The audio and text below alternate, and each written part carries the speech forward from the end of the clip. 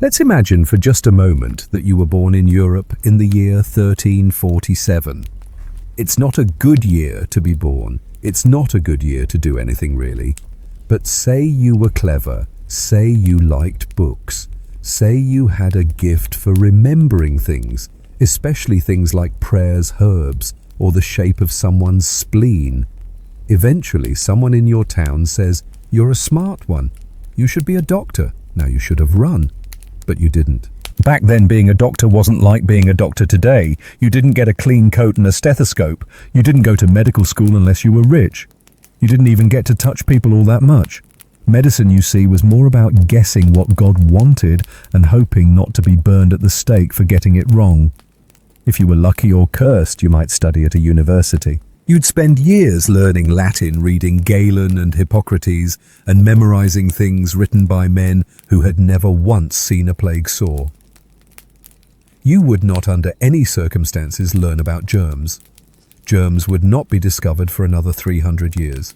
So your education involved a lot of thinking, a lot of diagrams, and zero hand washing.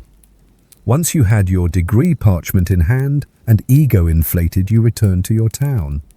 Congratulations, you're now the physician, which meant you got to diagnose the dying, recommend treatments no one could afford, and hope that people didn't blame you when their grandmother's leg fell off. The first thing you'd learn, everyone smells, including you. You lived in a world with no soap, no plumbing, and no such thing as personal space. If you were tending to someone with an infected boil the size of a plum, you'd get right up close and sniff it. That's how you were trained to make diagnoses. Does it smell of rotting onions or burnt feathers? That was a valid medical question. And let's not even start with urine. You'd pour it into a glass vial, hold it to the sunlight like a fine wine, and pronounce something like, "Ah, yes, it has a fine frothy head. This means your spleen is angry. You should stop eating pears." But the worst part, you didn't have much to offer. Let's say someone had a fever. What could you do? Bloodletting, of course. The answer to nearly every ailment was, get rid of some blood. Headache. Bleed them. Coughing, bleed them. Vision blurry. Cut open their arm and drain a pint. If they passed out, that meant it was working. If they died, well, clearly, their humours were already unbalanced. You had 4 of those humours to keep in check. Blood, phlegm, yellow bile, and black bile. Sound fake? Yes. Sound scientific? Not even close. But it was the foundation of Western medicine for centuries.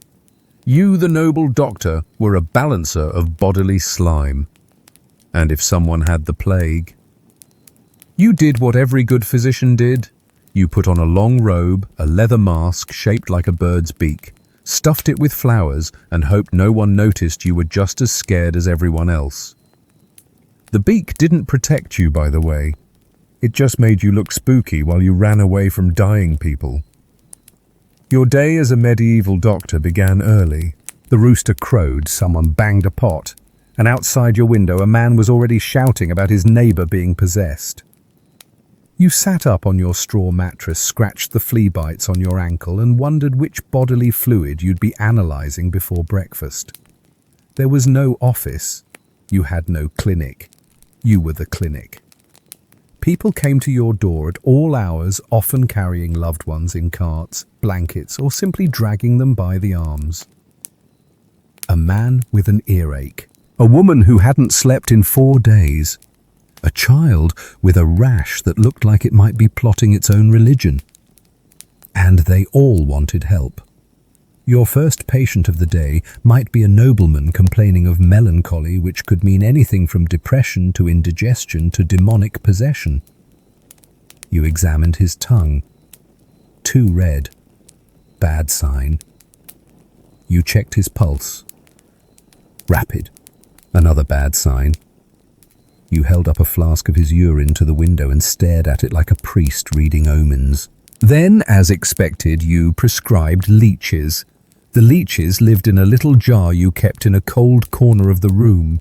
You placed them on the noble's skin and watched them wiggle with the sort of enthusiasm that only medieval medicine could find reassuring. The noble groaned. You nodded solemnly. The bleeding continued. You offered a glass of weak wine and whispered something in Latin. Next patient, a peasant woman with a swollen leg, probably infected, definitely painful. You didn't have antibiotics. You didn't have anesthesia. What you had was vinegar, a dull knife, and the confidence of a man who once read about infection in a scroll written by someone who thought sneezing was caused by moonlight. You washed her wound with vinegar. She screamed. You applied a poultice made from mashed garlic, pig fat, and rosemary. She passed out. You considered that a success. Then came the rich merchant who'd swallowed a coin when drunk the night before and now insisted he could feel it rattling in his liver. You nodded, offered him a laxative made of boiled prunes, crushed figs, and something that looked suspiciously like dried beetle. Meanwhile, your assistant, probably a teenager with wide eyes and questionable hygiene, was grinding herbs in a mortar and pestle that had also been used that morning to mash onions for breakfast. Cleanliness was a concept, not a rule.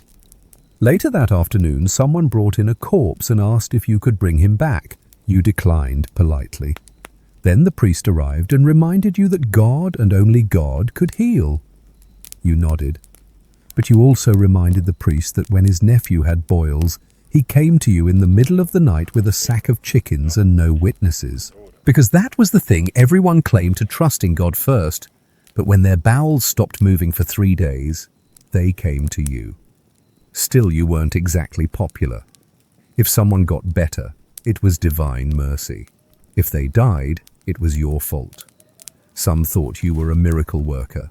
Others thought you were a sorcerer. One angry farmer once chased you down the street with a hoe because his wife died after you applied a salve of boiled nettles and sheep urine. Honestly, that one might have been fair. And when evening came, you cleaned your hands in wine, wiped your tools on your robe, and tried to sleep while your patients moaned from the next room.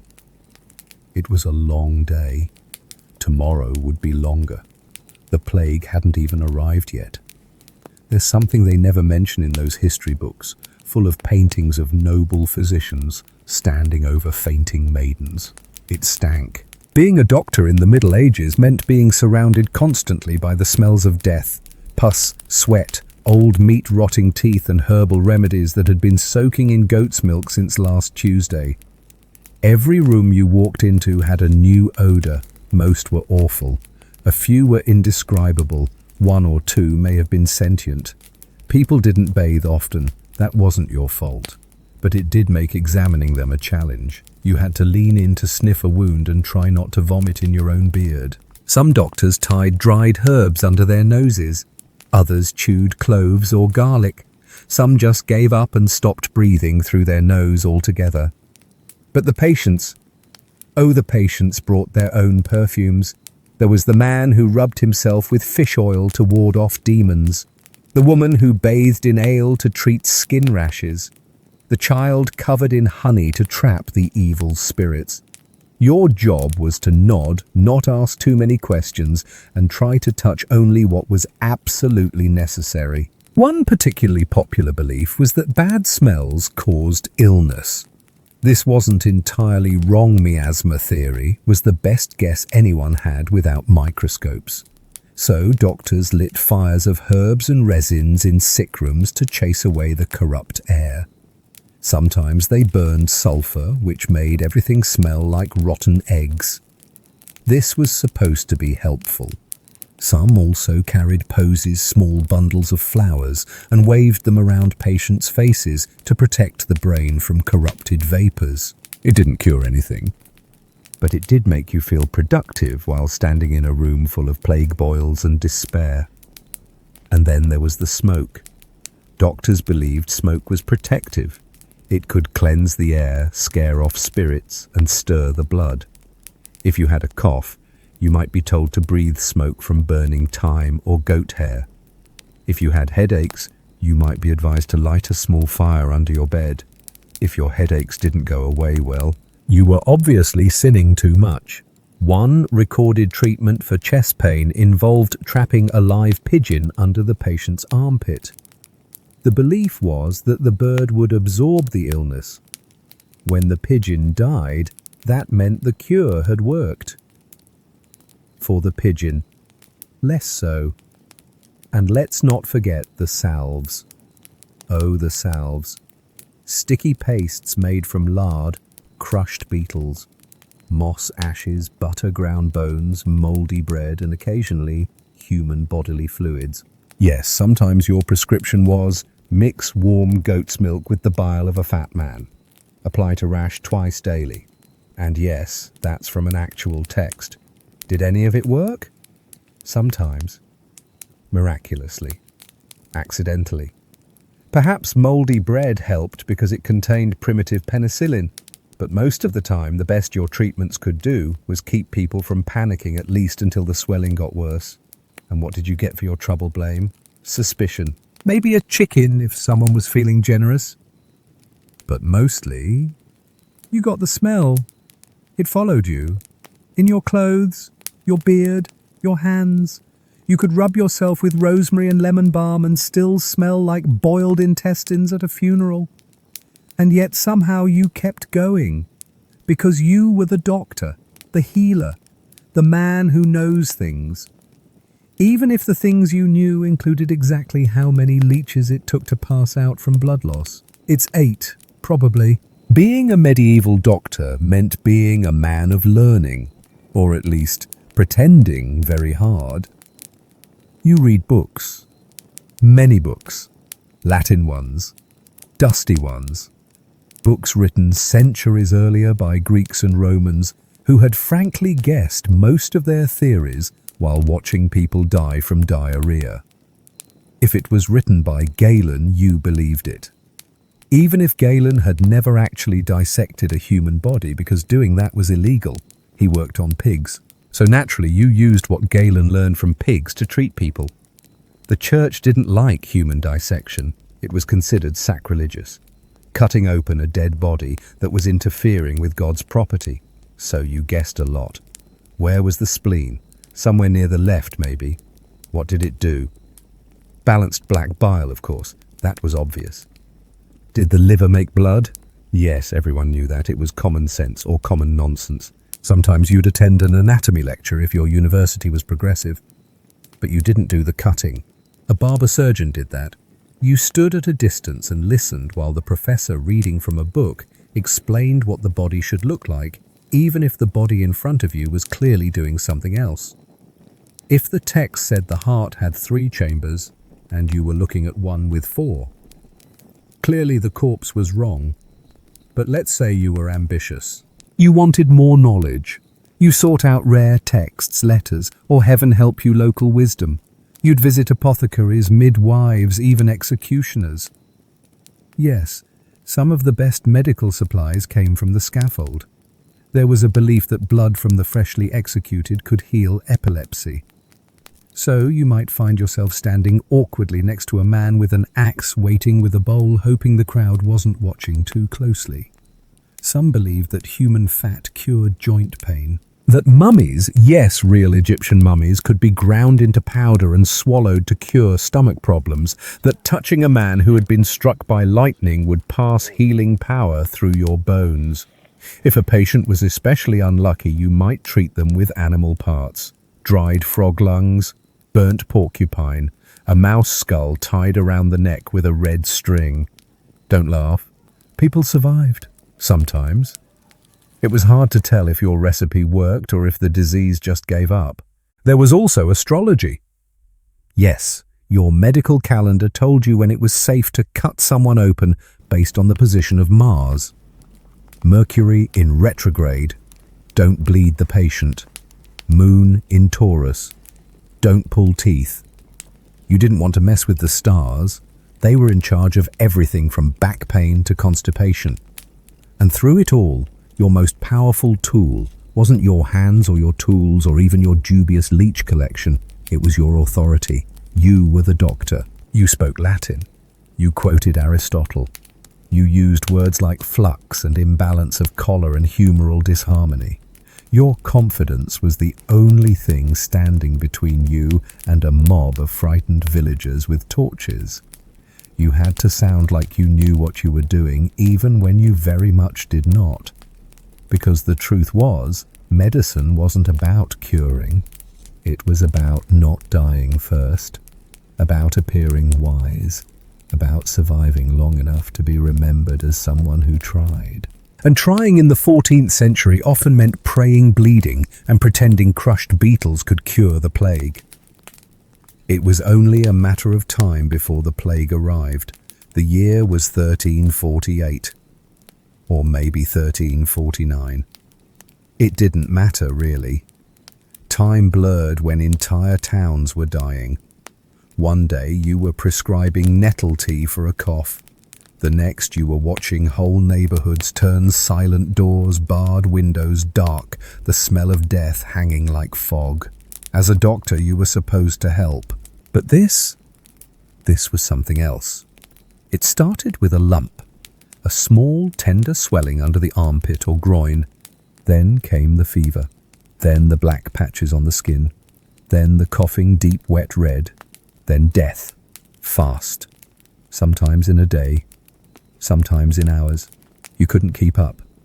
There were no answers, only fear. The people didn't understand, so they blamed. Foreigners, witches, cats, the wind, God, you. You did what you could.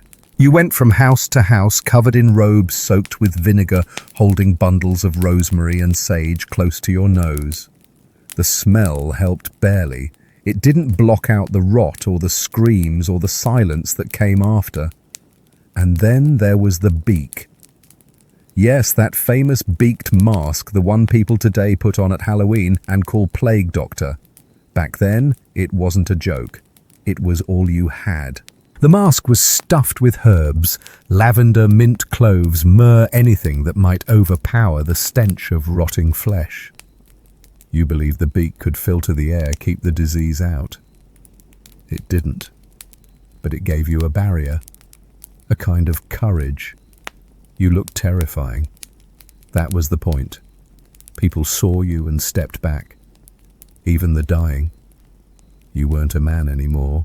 You were death's assistant, walking from door to door with your staff, your mask, your long black coat, your eyes hidden behind glass lenses.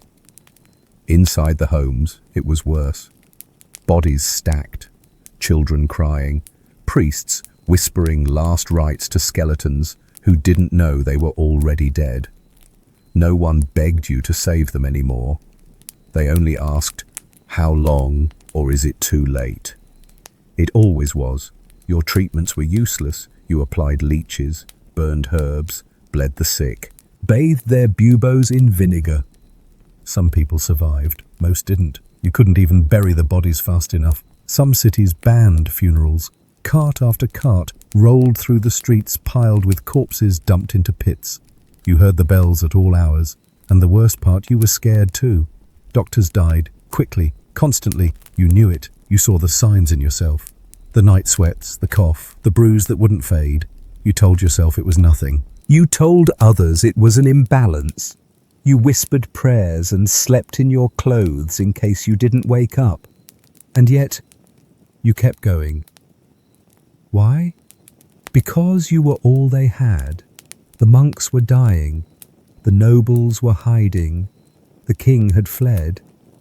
But you were still walking from house to house, mask, creaking, staff tapping on the cobblestones, eyes staring out through glass at a world unrecognizable. You weren't a healer anymore. You were a witness, a mourner, a man in black who nodded silently while entire families disappeared. And when the plague finally passed, when the pits were full and the streets were quiet, you sat down in your chair, stared at your hands, and realized something terrible. You were still alive. But what did that mean now? The plague moved on, slowly, like a cruel wind changing direction. It didn't end so much as fade. Some towns were lucky, others emptied. The bells stopped ringing, not because death stopped, but because there was no one left to ring them. And when the smoke cleared and the pits were sealed, the living stepped back into the streets, pale, quiet, changed. You, the doctor, stepped out too. You didn't wear the beak anymore. You burned it, along with your robes, your staff, your notes, anything that might carry the memory of what had just happened. Or worse, the scent. You should have been a hero. You had faced death head on, walked into sick rooms that others avoided, held children as they coughed their last, risked everything to try something, anything. But people didn't see that. They saw failure. They saw that your prayers didn't work, your potions didn't cure, your theories didn't save their families. They saw the bleeding, the burning, the herbs, the masks, and they realized none of it had stopped the plague. Their faith in you cracked. So did yours. The whispers began. That maybe the doctors had made it worse. That maybe you were a fraud, or worse, a heretic.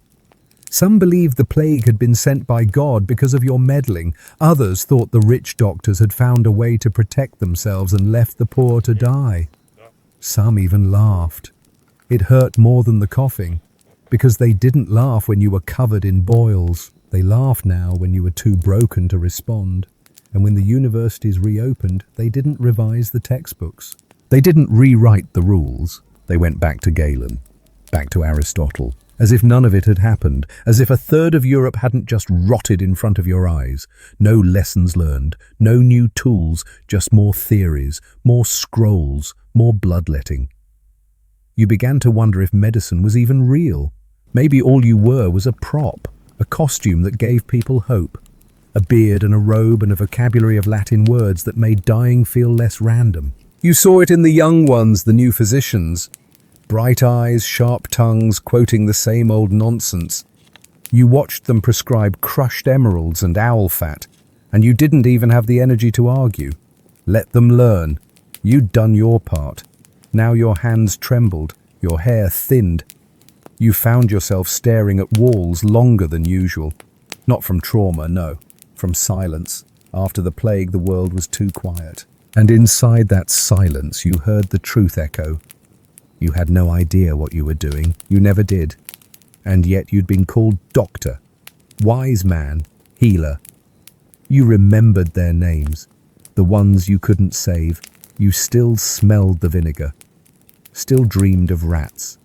And when someone knocked on your door with a fever, part of you wanted to scream. The other part reached for the leeches because old habits die hard, just like everyone else. If there was one thing medieval doctors never lacked, it was creativity. You might not have had microscopes or x-rays or any real understanding of internal organs, but by God you had recipes, scrolls full of them, passed down from scholar to scholar like sacred wisdom. Some made you wonder, some made you gag, some made you question reality entirely. Take hiccups, for example, a simple annoyance. What did a medieval doctor recommend? Hold your breath. Drink water upside down. No.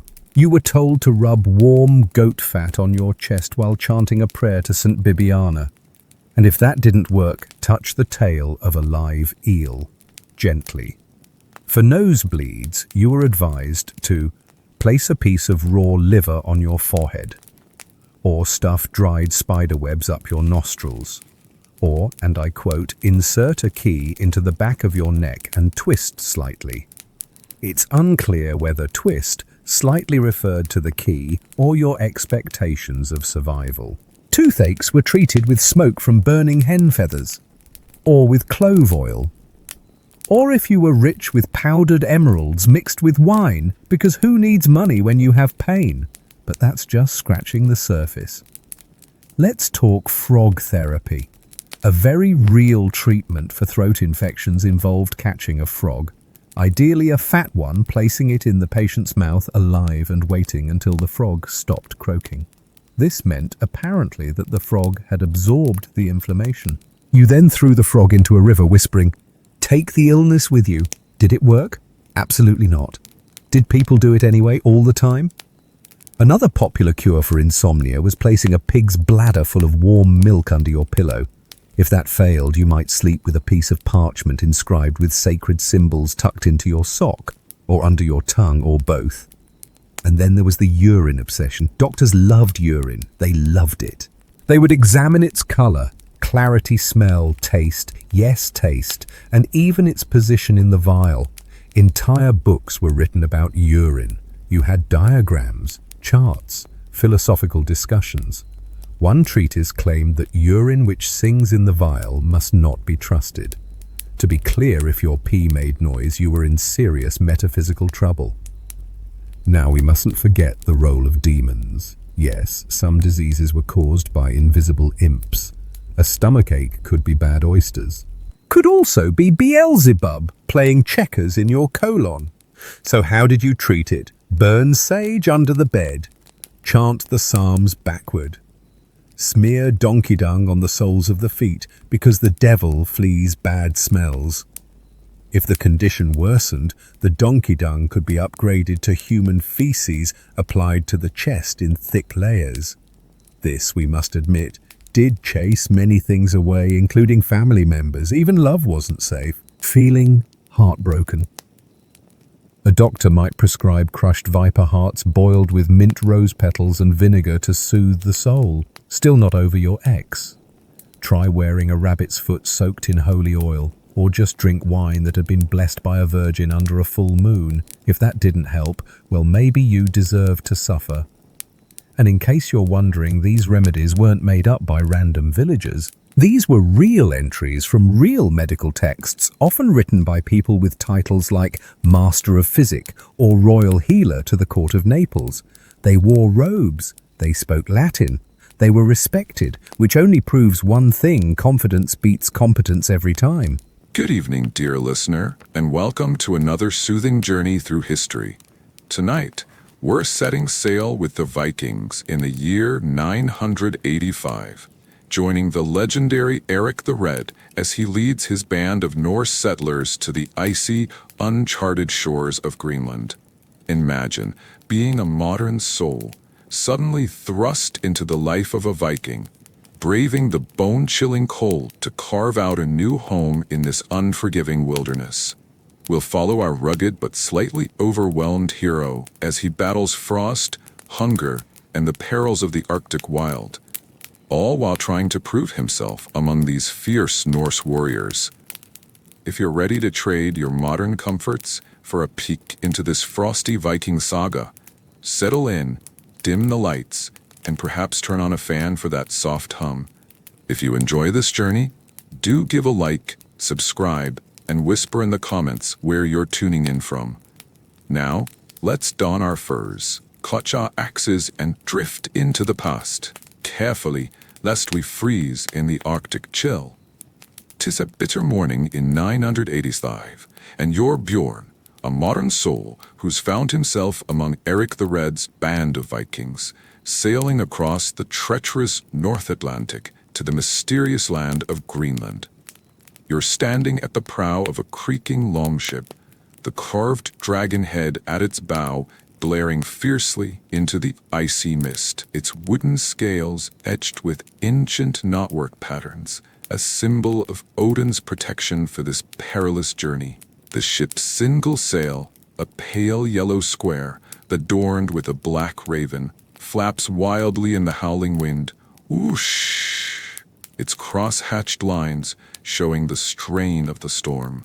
You're wrapped in a fur-lined brown tunic, the coarse bear pelt scratching your skin, and a horned helmet sits heavy on your head, its carved knotwork glinting faintly in the dim light. Your reddish-brown cloak flats behind you like a tattered banner, but it does little to keep out the biting cold that seeps into your bones. Brr! You grip a carved oar, its handle etched with runes that promise strength, though your modern hands tremble from the chill. The sea around you is a pale yellow expanse, its jagged waves carved in sharp, angular patterns, crashing against the ship with a force that makes the wooden hull groan. Creak, creak. Icebergs loom like ghostly giants in the distance, their carved shapes jagged and menacing. While the sky above is a stormy gray, with angular clouds and faint lightning bolts etched in ochre yellow, a sign of Thor's displeasure. "I'll build a grand hall in Greenland," you declare, your voice brimming with misplaced confidence, your eyes wide with determination as you peer into the mist, dreaming of fame and warmth in this new land. But deep down, a shiver runs through you, not just from the cold, but from the dawning realization that you have no idea what you're getting into. Your fellow Vikings, their carved faces weathered and resolute, row in unison, their flat brown furs dusted with frost, their breath visible in the frigid air. Eric the Red, a towering figure at the helm, stands like a carved statue in his reddish-brown cloak, his beard braided with carved beads, his eyes narrowed as he scans the horizon. "Row harder, Bjorn. Greenland's no place for weaklings," he barks, his voice booming over the wind, his carved face etched with the scars of a warrior. You nod, your modern bones aching in a way you've never felt before, the salt spray stinging your face as you pull the oar. Splash, splash. The other Vikings, smaller in stature to show their lesser roles, row with grim determination, their carved expressions showing the toll of the journey. Frost lines on their cheeks, eyes half closed against the wind. A carved raven circles overhead, its wings spread in a sharp, angular pattern, a sign of Odin watching over you, or perhaps judging your worthiness. You shiver again, realizing that survival in Greenland starts with enduring this icy voyage, and you're already wondering if you've made a terrible mistake by leaving the warmth of your modern world behind. After weeks at sea, the longship finally scrapes against the icy shore of Greenland, your new home. You step off the ship, your boots crunching on the frozen ground, crunch, crunch, and a dust of frigid wind hits you like a carved slap, carved frost lines clinging to your reddish-brown cloak. Brr! "It doesn't look very green," you mutter, your voice trembling with a mix of disappointment and dread, your eyes wide with dismay, mouth downturned as you take in the stark landscape. The towering icy cliffs rise like jagged teeth, their pale yellow surfaces carved with sharp, cross-hatched lines, while the snowy tundra stretches endlessly before you, etched with angular snowflakes, falling in a relentless dance. The sky above is a pale yellow expanse, the faint reddish-brown sun disk barely visible, its straight, carved rays offering no warmth in this frozen wilderness. You clutch your carved axe, its handle etched with knotwork patterns, hoping it will help you carve out a life here, but the weight of the cold presses down on you like a carved boulder. "I thought Eric said this place was a paradise," you grumble, your breath forming faint clouds in the air, your modern optimism fading faster than the sunlight. The other Vikings, their carved faces weathered but resolute, begin unloading barrels of salted fish and woven baskets of tools, their flat brown furs dusted with snow, their movements slow but steady, as if they've accepted this harsh land as their fate. Eric the Red strides ashore, his carved boots leaving deep prints in the snow, his reddish-brown cloak billowing like a banner of conquest. "Welcome to your new home, Bjorn. Let's build," he booms, his carved face lit with a fierce grin, eyes gleaming with ambition. You nod, shivering uncontrollably, your horned helmet slipping over one eye, its carved runes glinting faintly in the dim light. A carved seal pokes its head out of the icy water nearby, its reddish-brown body etched with angular flippers, its eyes watching you with carved curiosity, as if wondering how long you'll last in this unforgiving place. The longship rests on the shore, its earthy brown hull carved with cross-hatched lines, the dragon prow raised high like a guardian spirit, its scales etched with intricate knotwork. a reminder of the Viking legacy you're now part of. You wrap your cloak tighter, feeling the bite of the wind through every seam, realizing that survival in Greenland means battling the cold from the very first day, with no modern heaters, no electric blankets, just your furs and your wits. The icy wind whispers a warning through the fjord. Whoosh! And you can't help but wonder if you'll ever feel warm again in this frozen land. You and your fellow Vikings set to work building a longhouse, a sturdy hall to shelter you from Greenland's relentless cold.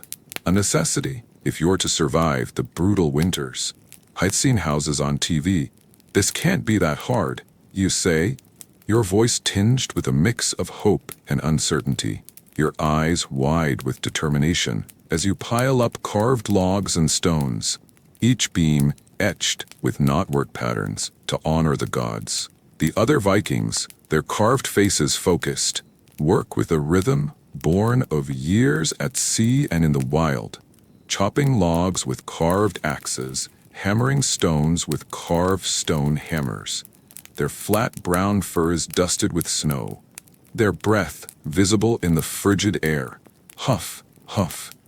You try to keep up, hauling a heavy log across the snowy ground.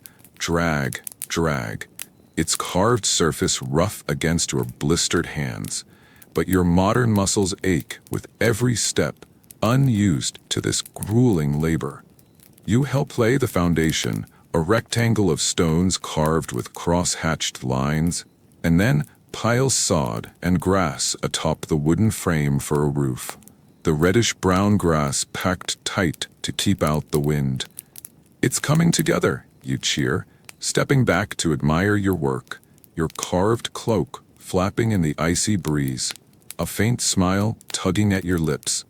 But you're no Viking builder, and your inexperience shows. The roof is uneven, the sod too loosely packed, and as you take another step back, creak, creak, the whole structure groans ominously.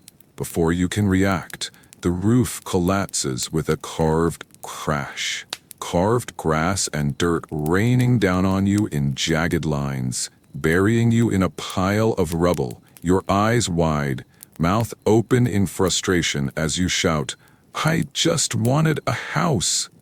The carved dirt lines settle around you, a testament to your shaky start in this frozen land. The other Vikings, their carved faces filled with concern, rush to pull you out, their hands gripping carved logs and stone hammers, muttering, "Bjorn, you build like a child. Did you not learn in the fjords of Norway?" You sputter, brushing off the dirt with trembling hands, your horned helmet now lopsided, its carved runes mocking your efforts. "I'm trying, all right," you snap, your voice cracking with exhaustion, your modern pride bruised as much as your body. A carved raven perches on a nearby rock, its ochre-yellow feathers etched with sharp lines, its head tilted as if judging your failure, a sign that Odin might not be impressed either.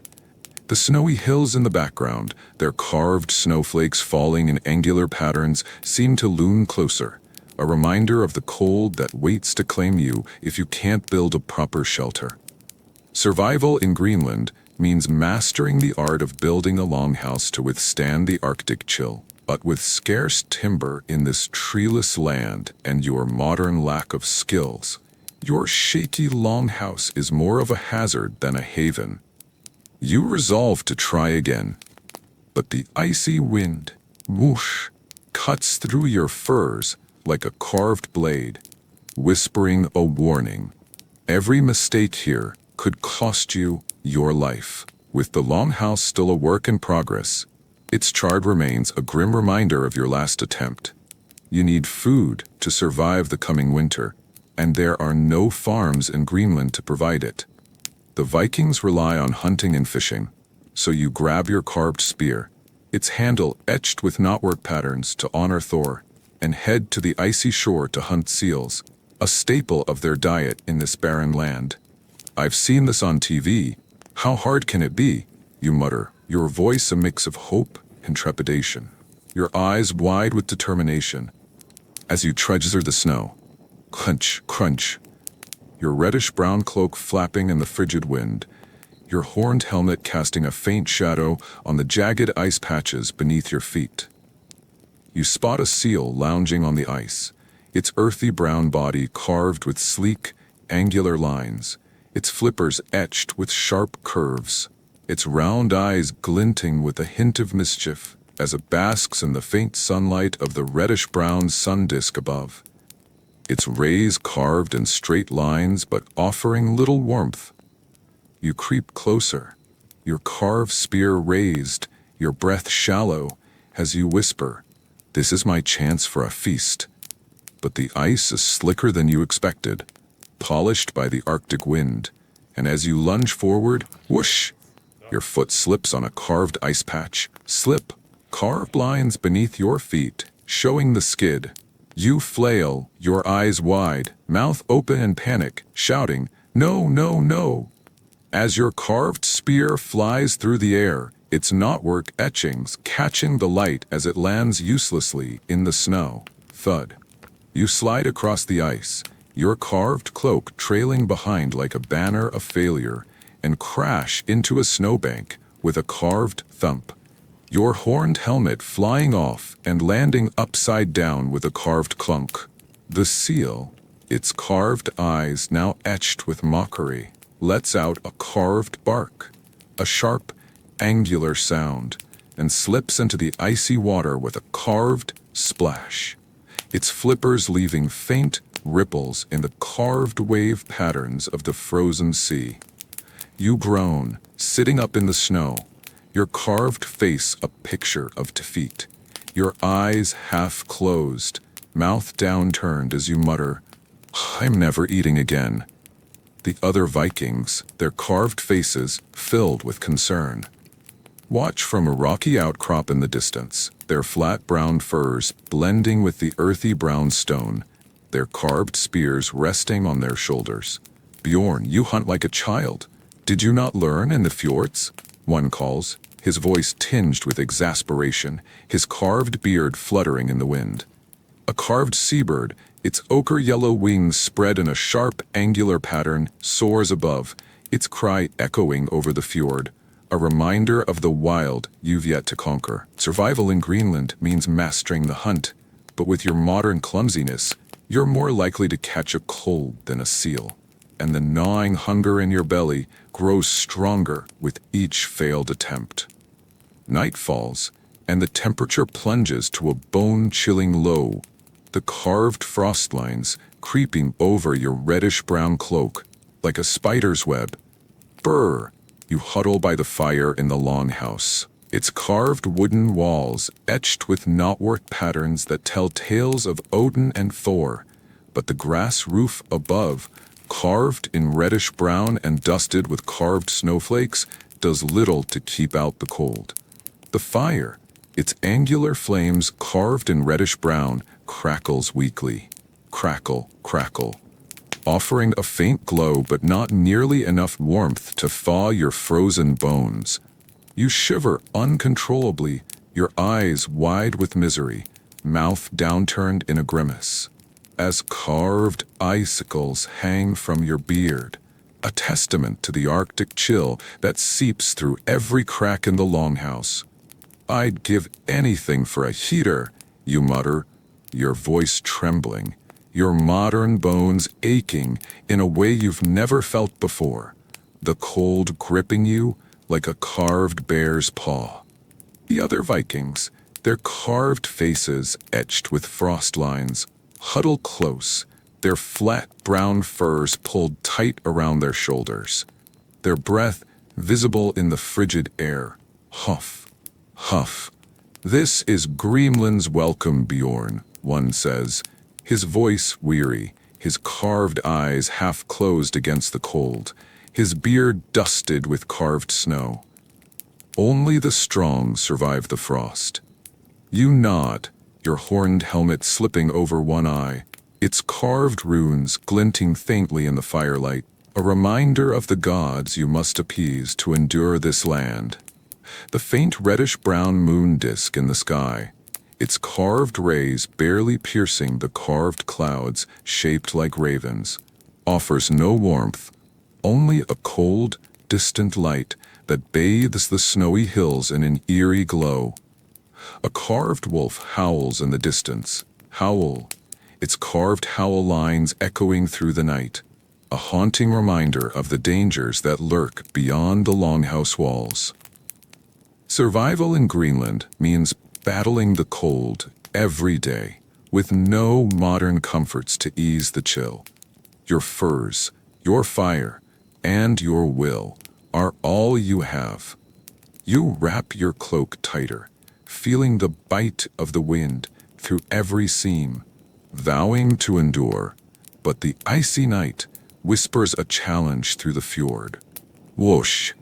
Only the strongest will see the dawn. With your hunting attempts proving disastrous, your bruised ego still stings from the seal fiasco.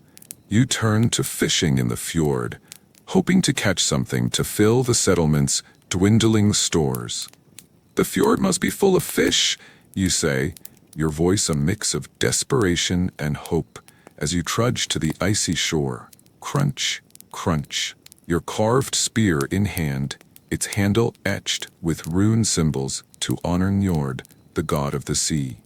The fjord stretches before you, its icy water carved in pale yellow with sharp wave patterns, reflecting the faint light of the reddish-brown sun disk above. Its carved rays struggling to pierce the carved clouds in the pale yellow sky. Towering icy cliffs loom on either side, their soft gray surfaces etched with jagged lines, their peaks carved like the teeth of a frost giant, a reminder of the harsh beauty of this land. You spot a carved fish swimming beneath the ice, its ochre yellow scales glinting with angular fins, darting through the water with a carved blub, blub. I can do this, you whisper, your eyes wide with determination, as you kneel on the ice, your carved spear raised, your reddish-brown cloak flapping in the frigid wind. But the ice is slicker than you expected, polished by the Arctic wind, and as you thrust your spear, whoosh, your balance falters. You slip, your carved spear flying into the water with a carved splash, and you plunge into the fjord. Splash! Carved water lines rising around you as you flail, your eyes wide, mouth open in panic, shouting, "I'm not a fish." The icy water bites at your skin, colder than anything you've ever felt, soaking your carved cloak with carved water lines, your horned helmet bobbing beside you like a carved buoy, its rune etchings mocking your failure. The other Vikings, their carved faces filled with concern, watch from their carved boat, its earthy brown hull etched with a dragon prow, their flat brown furs dusted with frost as they hold carved fishing nets, ready to haul in their own catch. Bjorn, you fish like a child. Did you not learn in the fjords? One calls, his voice tinged with exasperation, his carved beard fluttering in the wind. In the distance, a carved whale breaches the surface. Splash, its reddish-brown body etched with angular fins, carved water spray rising in sharp lines, a reminder of the fjord's untapped bounty if only you could master it. You scramble out of the water, your carved tunic dripping, your teeth chattering. Clatter, clatter, as you mutter, "I'd rather starve than do that again." Survival in Greenland means mastering the fjord's bounty. But with your modern clumsiness, you're more likely to catch a cold than a cod. And the gnawing hunger in your belly grows stronger with each soggy misadventure. Desperate for food after your fishing failure, you venture into the snowy forest to hunt, hoping to bring back something, anything to feed the settlement.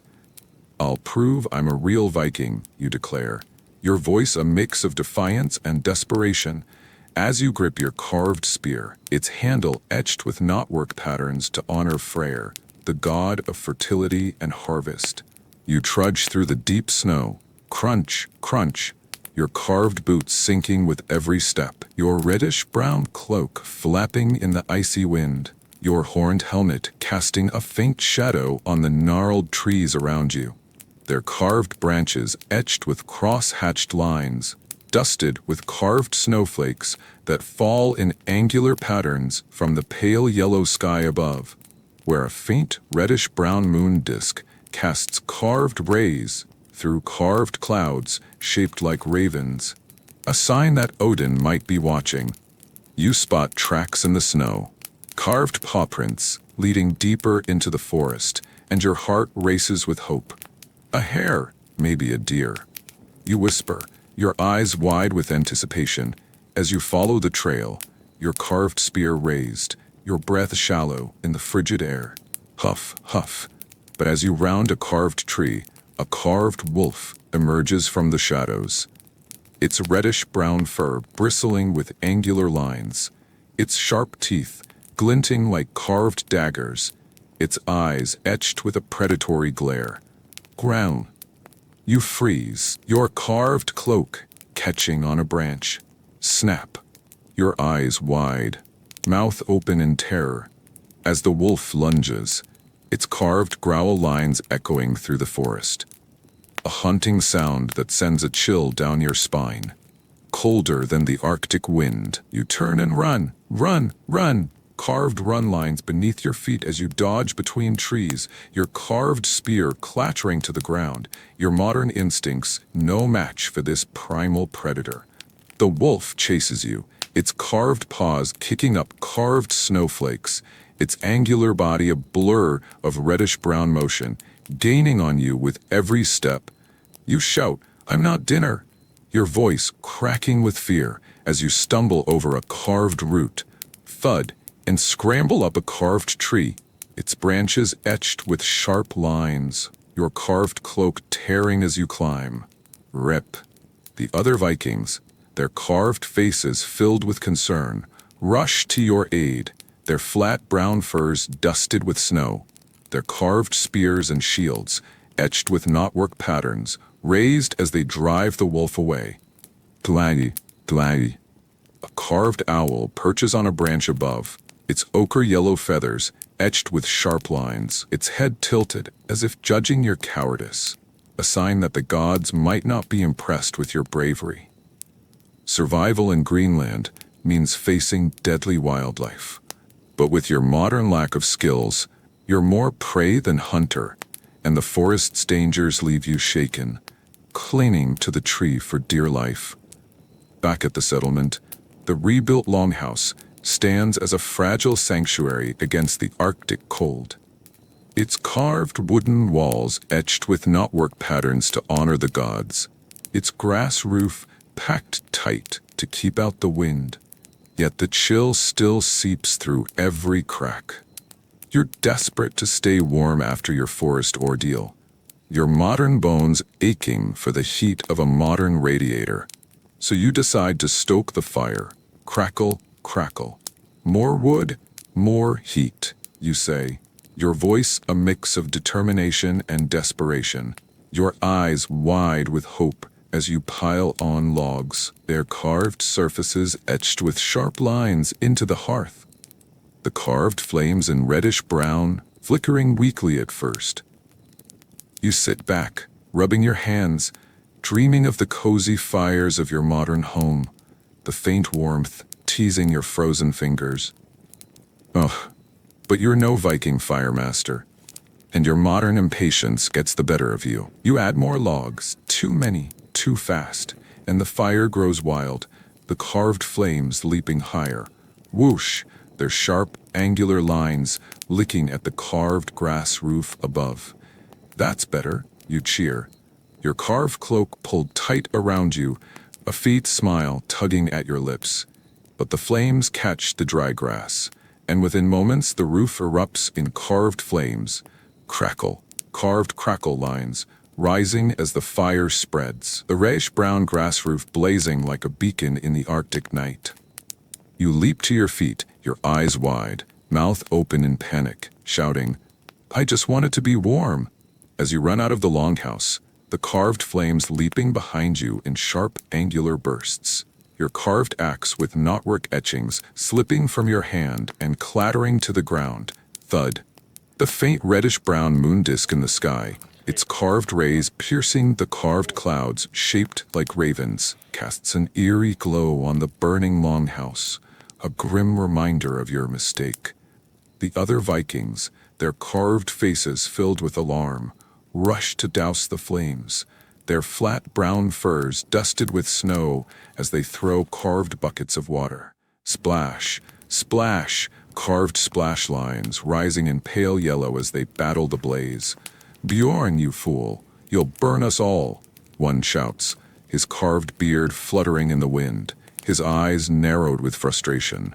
A carved raven soars above, its ochre yellow wings spread in a sharp, angular pattern, its cry echoing over the settlement, a sign that the gods might not approve of your fiery mishap. The longhouse is saved, but the damage is done. The roof is charred, the walls blackened, and the cold creeps in stronger than ever, the carved snowflakes falling relentlessly outside. Survival in Greenland means mastering fire without burning down your only refuge. But your modern impatience has left you shivering in the snow, your carved cloak now singed. A hard lesson learned in the flickering glow of the dying flames. Winter deepens, and the settlement's food stores dwindle. Your failed hunts and fishing have left everyone hungry, the whale's bounty still a distant hope. The snowdrifts outside the longhouse are deeper now, carved in soft gray with sharp, flat lines, piling up against the icy cliffs in the distance, their pale yellow surfaces etched with jagged shapes, a testament to Greenland's relentless cold. The sky above is a pale yellow expanse, the faint reddish-brown sun disk, barely visible through carved clouds shaped like ravens, its carved rays offering no warmth, only a cold, distant light, as carved snowflakes fall in angular patterns, blanketing the tundra in a thick, white shroud. Swirl, swirl. "We need food or we'll starve," you mutter, your voice a mix of desperation and resolve, your eyes wide with hunger, mouth downturned in a grimace, as you venture into the tundra with your carved spear, its handle etched with knotwork patterns to honor Freyr, hoping to find something, anything to eat. You trudge through the deep snow, crunch, crunch, your carved boots leaving deep prints, your reddish-brown cloak dusted with carved snowflakes, your horned helmet slipping over one eye as the wind howls around you. Whoosh! Your stomach growls louder than a carved wolf. Grrr. A constant reminder of the hunger that gnaws at you, your modern body unused to such deprivation. You spot tracks in the snow, carved paw prints etched with sharp lines, and your heart leaps with hope. "A hare," you whisper, your carved spear raised, your eyes wide with anticipation. As you follow the trail, the carved hare in reddish-brown with angular ears hopping just ahead, its movements quick and elusive. Hop, hop. You creep closer, your breath shallow. Huff, huff. But the hare senses you, its carved ears twitching, and darts away into a snowdrift, leaving you empty-handed once more, your carved face a picture of defeat. Your eyes half closed, mouth downturned as you mutter, "I'm doomed." Back at the longhouse, the other Vikings, their carved faces gaunt with hunger, huddled together, their flat brown furs pulled tight around their shoulders, sharing the last scraps of dried fish around a faint carved fire in reddish-brown, its angular flames offering little comfort. "Bjorn, you search like a child. Did you not learn in the fjords?" One grumbles, his carved beard dusted with frost, his eyes narrowed with frustration. "The longhouse," Its earthy brown walls, etched with knotwork patterns, stands as a fragile sanctuary against the cold, its carved grass roof sagging under the weight of the snow. Survival in Greenland means finding food in the harshest season, but with your modern lack of skills, starvation looms closer every day. The carved snowflakes outside falling relentlessly, a silent reminder of the winter's grip.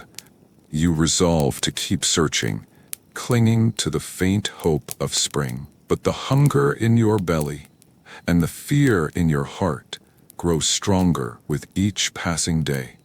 Just when all seems lost, a miracle washes ashore, a massive whale beached on the icy fjord, its carved fins glistening in the faint light of the reddish-brown sun disk above. Its rays carved in straight lines, struggling to pierce the carved clouds in the pale yellow sky. You rush to the shore with the other Vikings, your carved boots crunching on the snow. Crunch, crunch. Your eyes wide with hope, mouth slightly smiling with relief, as you shout, "The gods have smiled on us. We'll eat for weeks." The whale, its reddish-brown body etched with angular blubber and carved fins, is a gift from the sea, a bounty that could save the settlement from starvation. Its sheer size a testament to Nord's favor, or perhaps a test of your worthiness. You join the others, your carved knife with knotwork etchings in hand, and begin carving the whale. Slice, slice. Carved slice lines rising as you cut through the thick blubber, your hands sticky with oil, your modern squeamishness forgotten in the face of hunger. "This is harder than it looks," you grunt, your carved tunic stained with blubber, your horned helmet slipping over one eye as you work, the carved runes on its surface glinting faintly in the dim light. The other Vikings, their carved faces glowing with relief, work alongside you, their flat brown furs dusted with snow. Their carved knives and axes etched with sharp lines as they butcher the whale with practiced skill. Their voices rising in a carved chant to thank the sea gods. Chant, chant. "To Njord, Lord of the Waves, we give thanks," they sing, their carved beards fluttering in the wind, their eyes half closed with gratitude.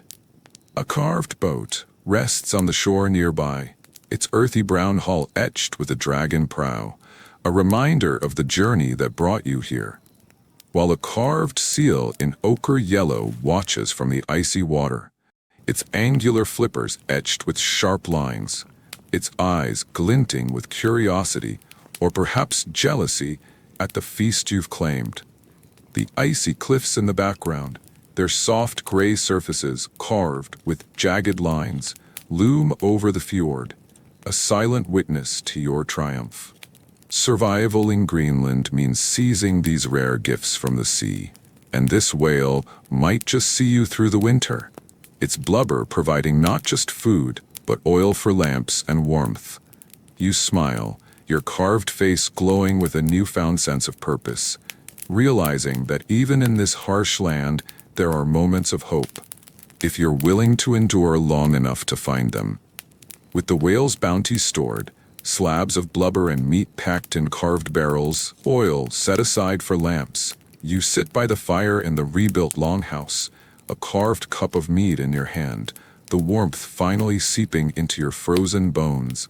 The longhouse, its earthy brown walls etched with intricate knotwork patterns of ravens and wolves, stands as a testament to Viking craftsmanship, its carved grass roof, dusted with carved snowflakes, a fragile barrier against the cold outside. The fire, its sharp, angular flames, carved in reddish-brown, crackles warmly, crackle, crackle, casting a faint glow on the carved shield with a dragon symbol hanging on the wall. A reminder of the warrior spirit that defines this settlement. The snowy hills beyond, their carved snowflakes falling in angular patterns, loom through the cracks in the walls, while the pale yellow sky above, with carved clouds shaped like ravens, is lit by a faint reddish-brown moon disk. its carved rays casting an eerie light over the frozen land.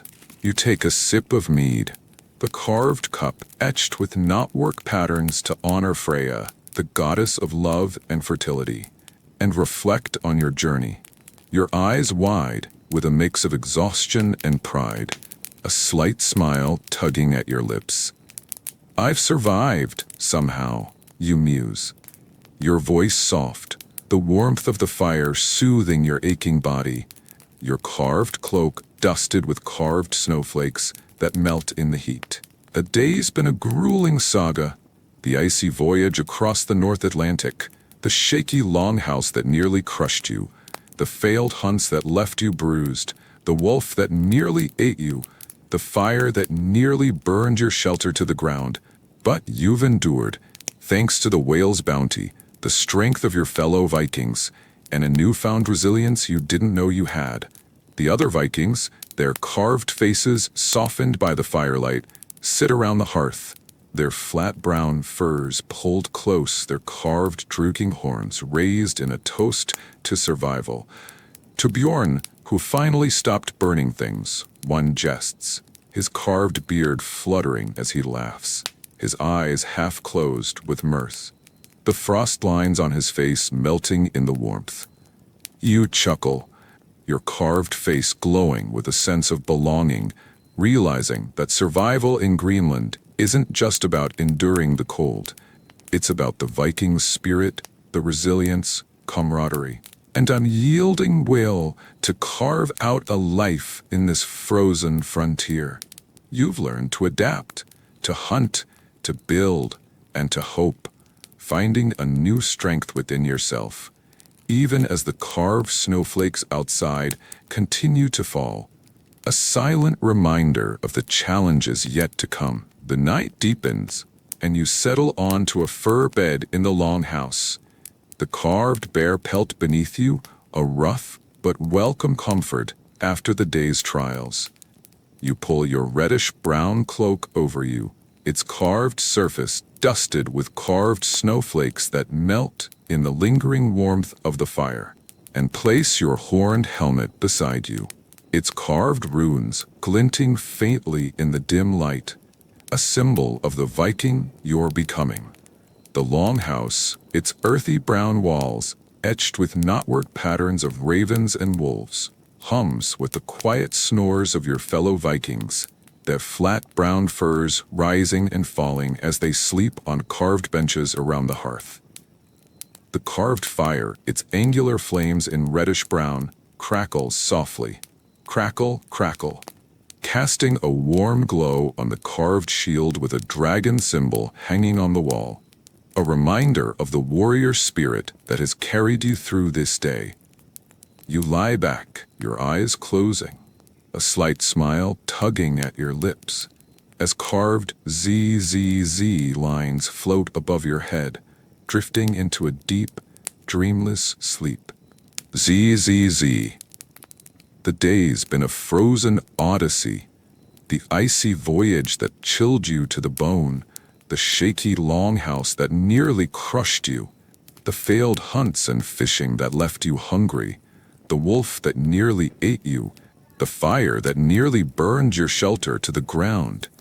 But you've survived, thanks to the whale's bounty, the strength of your fellow Vikings, and a resilience you didn't know you had. The starry sky outside, its carved star shapes etched in sharp lines, glows faintly through the cracks in the walls, a faint reddish-brown moon disk, casting carved rays over the snowy hills. A silent promise of the challenges yet to come. The other Vikings sleep nearby, their carved faces peaceful in the glow of the fire, a reminder that you're part of a community, bound by the struggle to survive in this harsh land. You dream of your modern life, where warmth is a button away, where food is a fridge door away. But there's a strange pride in this Viking life, a sense of accomplishment in enduring where few could. As you sleep, the sounds of Greenland, the howling wind through the fjord, the crackling fire, the distant cry of a carved raven, lull you deeper. A modern soul in a Viking world, safe at last in the arms of dreams. And so, a day in the life of a Viking in Greenland comes to a close, leaving behind a tale of cold, courage, and a few hard-earned victories in a frozen frontier. If you're still awake, I hope you've enjoyed this Viking saga with its icy fjords, blazing fires, and the unyielding spirit of the Norse. If you're drifting off, let the fjord's gentle waves and the crackle of the fire carry you to dreamland, where the cold can't touch you. Thanks for joining me on this historical voyage through the frostbitten wilds of 985 Greenland. Like, subscribe, and comment with your thoughts, or what historical tale you'd like to hear next. Perhaps another Viking adventure, or a journey to a warmer clime. Until then, sleep well, and may your dreams be as bold as Bjorn's, minus the icy fjords and the howling wolves. Good evening, dear listener, and welcome to another soothing journey through history. Tonight, we're stepping into the scorching sands of ancient Egypt around 2500 BC, right in the heart of the Giza Plateau, where the Great Pyramids are rising. Imagine being a modern-day soul, suddenly thrust into the life of a slave, toiling under the blazing sun to build these monumental tombs. We'll follow our weary but determined hero as he tries and often fails to survive the grueling days of labor, harsh conditions, and the watchful eyes of the overseers. If you're ready to trade your modern comforts for a peek into this ancient struggle, settle in, dim the lights, and perhaps turn on a fan for that soft hum. If you enjoy this journey, do give a like, subscribe, and whisper in the comments where you're tuning in from. Now, let's pick up our stone tools and drift into the past, carefully, lest we anger the gods.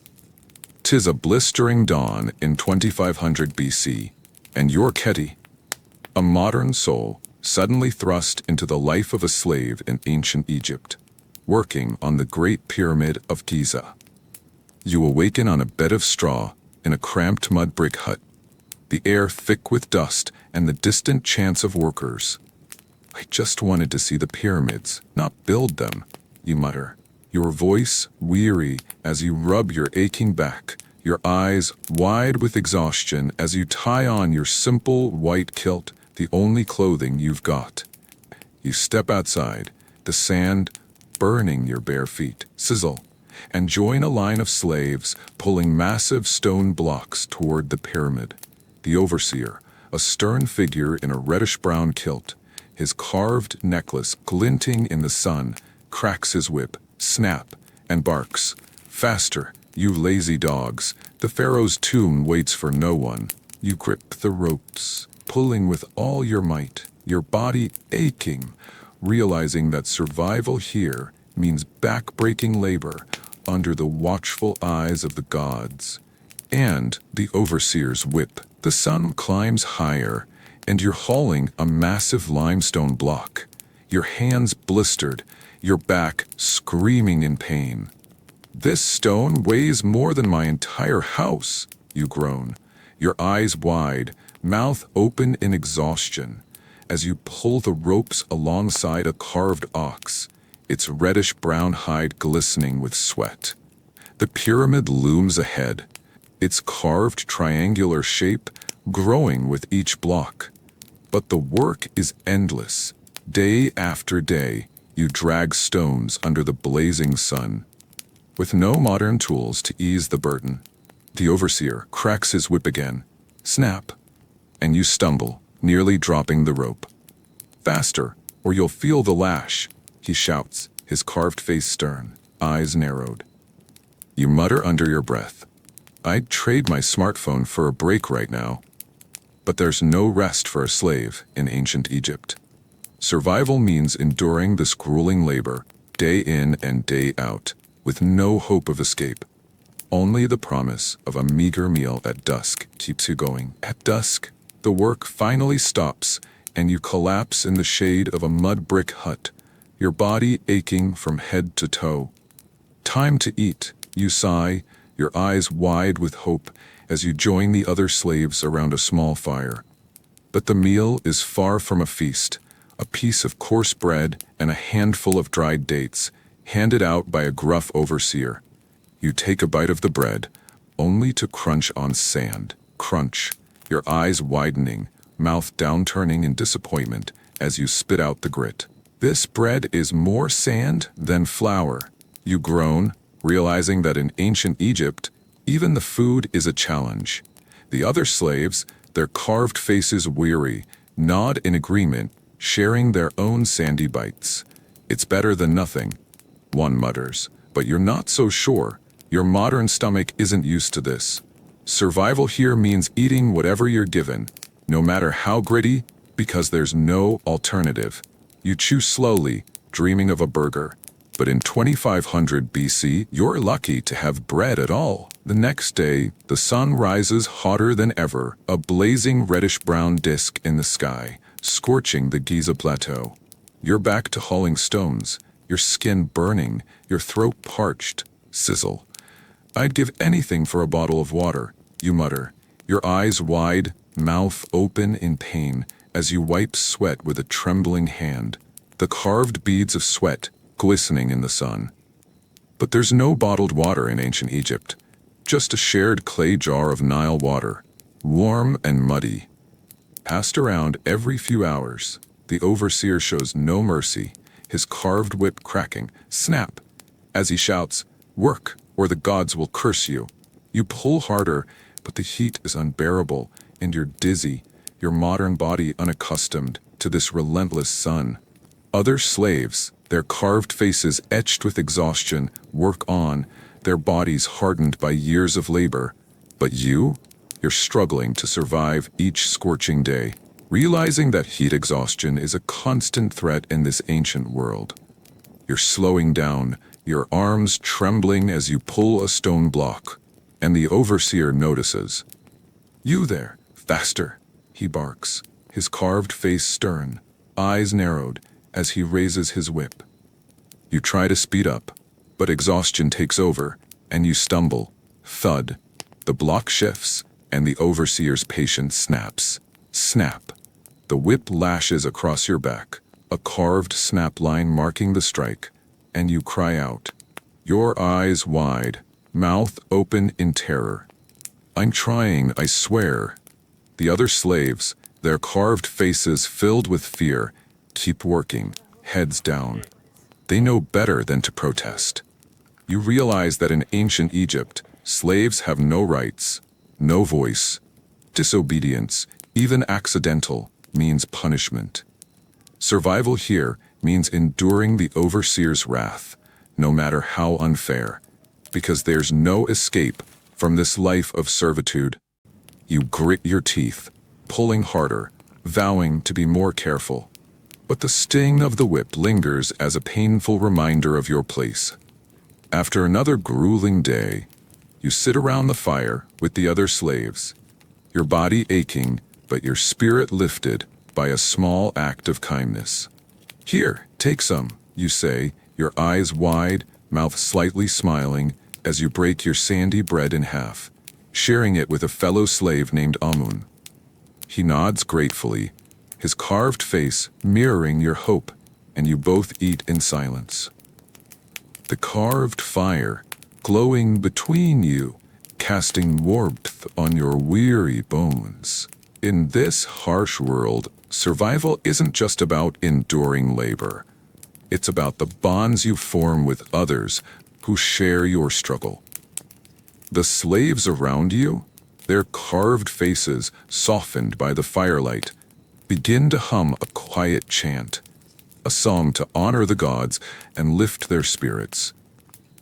You join in, your voice shaky but earnest, realizing that these moments of camaraderie, however small, are what keep you going in a life of endless toil. The overseer grants a rare break. You're allowed to bathe in the Nile, a brief respite from the endless labor.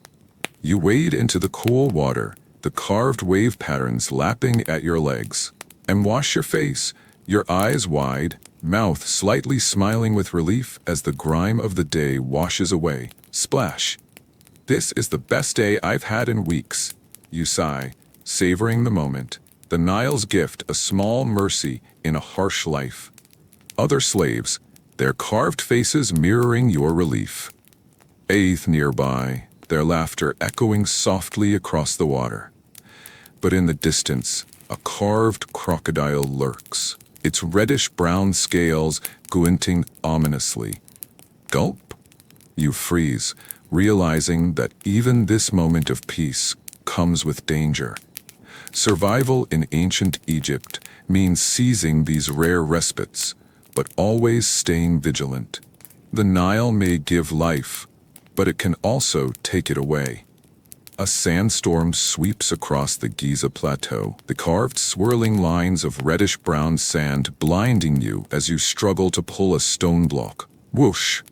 You shield your face with a trembling hand, your eyes wide, mouth open in struggle, as the sand stings your skin, your kilt flapping in the wind. "I can't see a thing," you shout, your voice lost in the howl of the storm. But the overseer's whip cracks, snap, and you have no choice but to keep going. The other slaves, their carved faces etched with determination, huddle together, their bodies bent against the wind. You realize that survival here means enduring nature's wrath. Sandstorms, heat, and floods are all part of life in ancient Egypt, and as a slave, you have no shelter, no respite. You grit your teeth, pulling harder, knowing that stopping means punishment, and survival means weathering the storm, no matter how fierce. Exhausted and fed up, you decide to risk a small act of rebellion. You grab a chisel and carve a cartoonish face of the overseer on a stone block, complete with an exaggerated frown and a big nose. "Take that," you mutter, your eyes wide, mouth set in a defiant line, as you step back to admire your work. A small smirk forming. The other slaves, their carved faces filled with fear, whisper nervously, "He'll see it. You'll get us all whipped." Sure enough, the overseer approaches, his carved face twisted with anger as he spots your artwork. Snap! His whip cracks, and you're dragged off for punishment, realizing that in ancient Egypt, rebellion, even a small one, comes at a steep price. Survival means keeping your head down, because any act of defiance could cost you dearly, or worse, your life. As punishment for your carving, the overseer assigns you extra labor, carrying stone blocks from the quarry to the pyramid site, alone, under the blazing sun. "You'll learn your place, slave," he snarls, his carved whip raised, eyes narrowed. You stagger under the weight, your eyes wide, mouth downturned in exhaustion, as you carry the blocks, your body screaming in protest. Thud, thud. The other slaves, their carved faces weary, watch with sympathy, but no one dares help. You're on your own.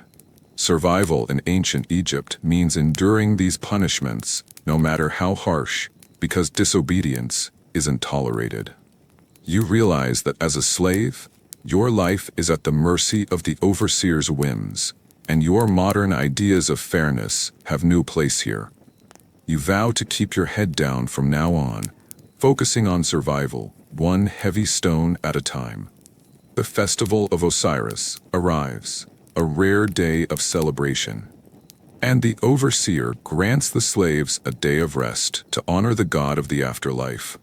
You join the other slaves, your eyes wide, mouth slightly smiling with hope, as you watch a procession of priests in carved reddish-brown robes, carrying offerings of bread and wine to the temple. "Maybe the gods will smile on us," you whisper, your carved face glowing with a flicker of hope, as you hum along with the other slaves, their voices rising in a carved chant to Osiris. For one day, you're not a slave, you're part of something greater, a community bound by faith and tradition. Survival in ancient Egypt isn't just about enduring hardship. It's about finding hope in these rare moments of joy, clinging to the belief that the gods might one day reward your toil. You close your eyes, dreaming of freedom as the festival's chants lull you into a peaceful rest. Night falls, and you return to your straw bed in the mud brick hut, your body aching, but your spirit lifted by the festival. You lie down, your eyes closed, mouth in a slight smile, as carved ZZZ lines float above your head, drifting into a deep sleep. The day's been a grueling journey, the labor, the heat, the punishment, the storm, but you've survived, thanks to the small kindnesses of your fellow slaves and the hope of better days. The other slaves sleep nearby, their carved faces peaceful in the glow of the fire, a reminder that you're not alone in this struggle. You dream of your modern life, where labor is a choice, not a sentence, realizing that survival in ancient Egypt means enduring, adapting, and finding strength in the smallest victories. As you sleep, the sounds of the Nile, gentle lapping water, distant crickets, lull you deeper. A modern soul in an ancient world, safe at last in the arms of dreams. And so, a day in the life of a slave in ancient Egypt comes to a close, leaving behind a tale of labor, survival, and a few fleeting moments of hope in a world ruled by gods and pharaohs. If you're still awake, I hope you've enjoyed this ancient journey. If you're drifting off, let the Nile's gentle flow carry you to dreamland. Thanks for joining me on this historical voyage. Like, subscribe, and comment with your thoughts or what historical tale you'd like to hear next. Until then, sleep well, and may your dreams be as enduring as Kedis, minus the stone blocks. Good evening, dear listener, and welcome to another soothing journey through history. Tonight, we're stepping into the shadowy, plague-ridden streets of Venice in 1348, right in the heart of the Black Death. Imagine being a modern-day merchant, dreaming of striking it rich in this bustling trade city, only to find out it's a lot deadlier than you thought. We'll follow our brave but slightly clueless hero as he tries and hilariously fails to sell his wares in a city gripped by fear and disease. If you're ready to trade your modern comforts for a peek into this medieval misadventure, settle in, dim the lights, and perhaps turn on a fan for that soft hum. If you enjoy this journey, do give a like, subscribe, and whisper in the comments where you're tuning in from. Now let's don our cloaks and drift into the past. Carefully, lest we catch the plague. 'Tis a gloomy morning in 1348, and you're Luca, a modern-day dreamer who somehow found himself in Venice during the Black Death. Determined to become a wealthy merchant, you're standing on a cobblestone street, the canals of Venice shimmering nearby. Clutching a bundle of fine silk you're sure will make you rich. I'll be the greatest merchant Venice has ever seen, you declare, your voice brimming with misplaced confidence, your eyes wide with hope as you adjust your wide-brimmed hat, dreaming of gold and glory. But the city around you is far from the bustling trade hub you imagined. It's a city in panic. Townspeople rush past, their faces pale with fear, some wearing eerie beak-like masks to ward off the plague, muttering, "The Black Death, flee for your lives." You notice a pile of dead rats in the street, and the air smells of decay and despair. Surely they'll still want silk, right? You muse, ignoring the chaos as you set up your stall near the canal. But as the church bells toll ominously in the distance, you start to wonder if selling silk in a plague-ridden city might be a tad trickier than you thought. You've set up your stall near the Rialto Bridge, proudly displaying your silk, ready to make your fortune. Finest silk in Venice, fit for a doge, you call out, your voice echoing with carved speech lines, your eyes wide with hope. But the few townspeople brave enough to be out stop and stare. Not at your silk, but at you, plague bringer, one shouts, pointing at you with a carved, angry face. Your silk's cursed, another cries, and before you can explain, they start throwing rotten fish at you. Splat, splat. The fish, carved with angular scales, land on your silk, staining it with a foul stench. You gasp, your eyes wide, mouth open in shock, as you try to dodge the barrage. My silk, it's clean, I swear. But the townspeople aren't taking any chances. They've seen too many die from the plague, and they blame merchants like you for spreading it with their goods. A plague doctor in a carved beak mask watches from the shadows, his stern expression carved in reddish brown, muttering, "Burn the silk, it's tainted." You realize that in 1348 Venice, no one's buying luxury goods. They're too busy trying to survive. Your first sale attempt has gone from riches to rotten fish in record time. After your disastrous sale attempt, the city guards decide you're a risk. They don't care about your silk. They're worried about the plague. To the quarantine boat with you, one barks, and before you can protest, you're dragged to a small, creaky boat in the Venice lagoon, a floating prison for suspected plague carriers.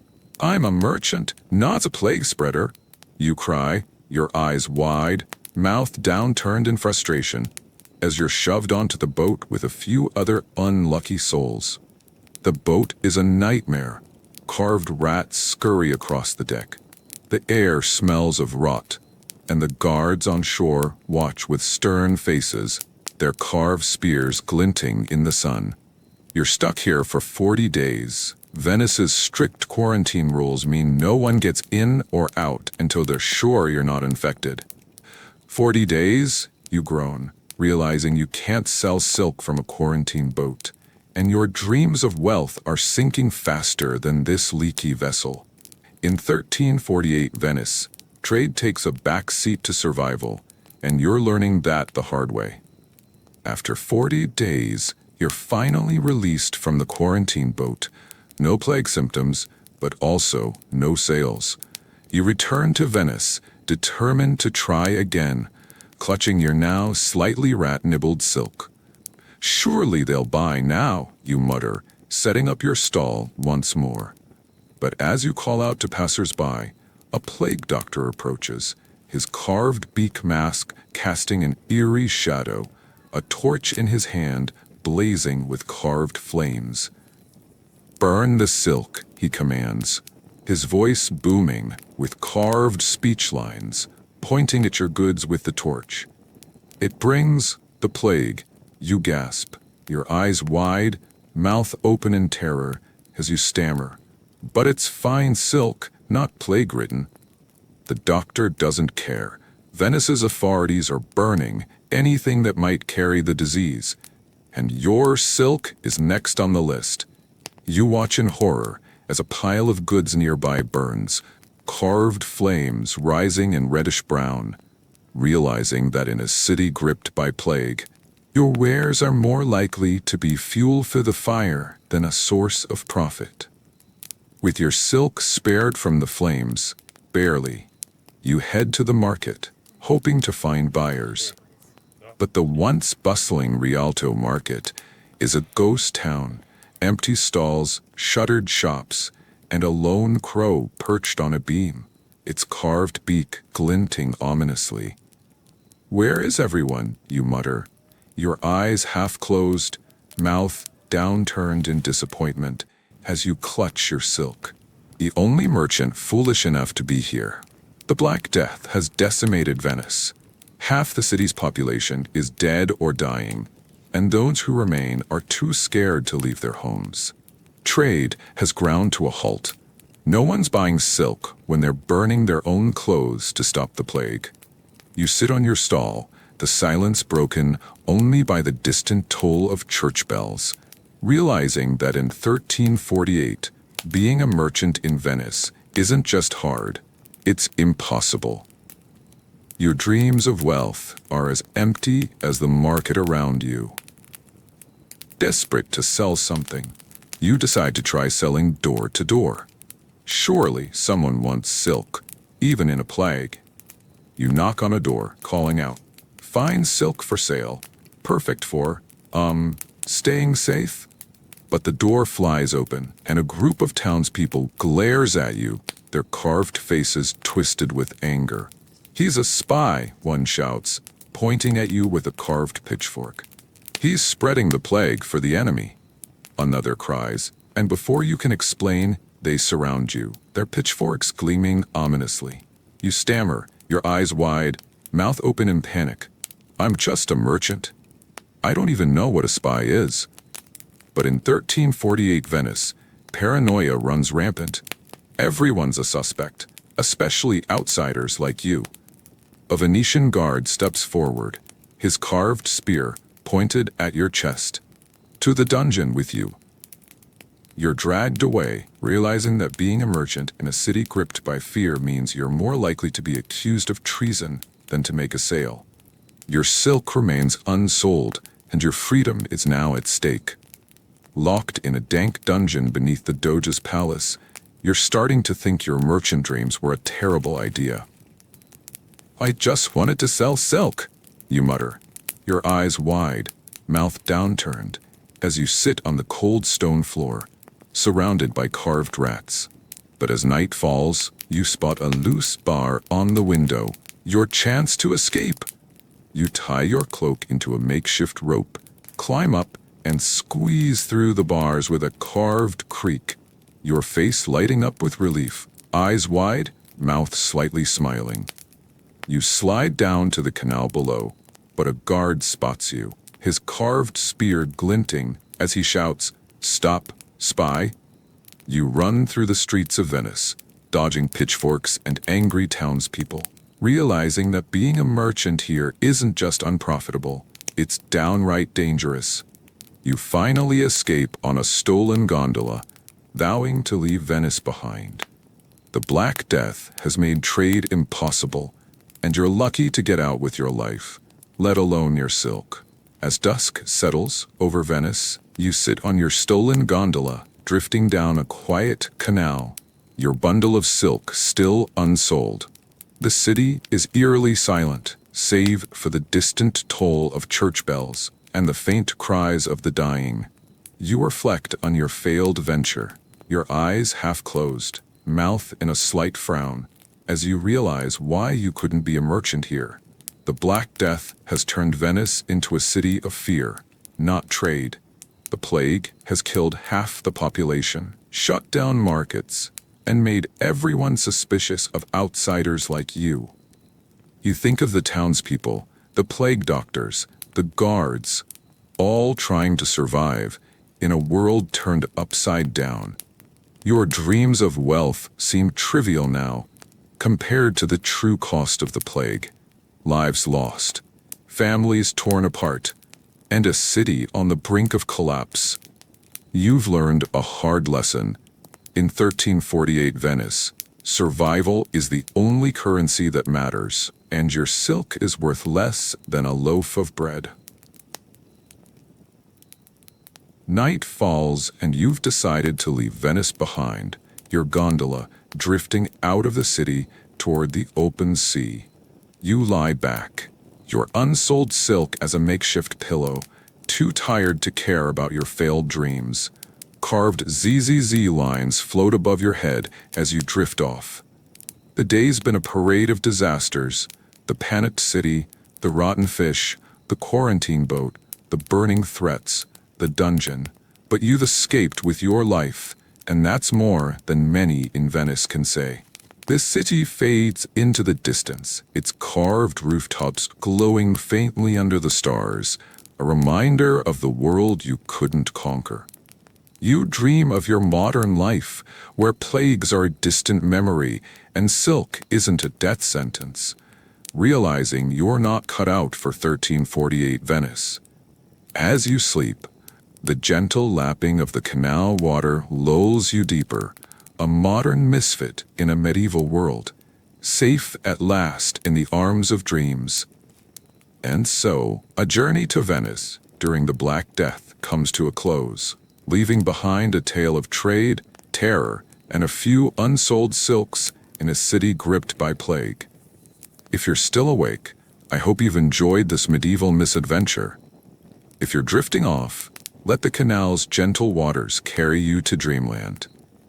Thanks for joining me on this historical voyage. Like, subscribe, and comment with your thoughts, or what historical tale you'd like to hear next.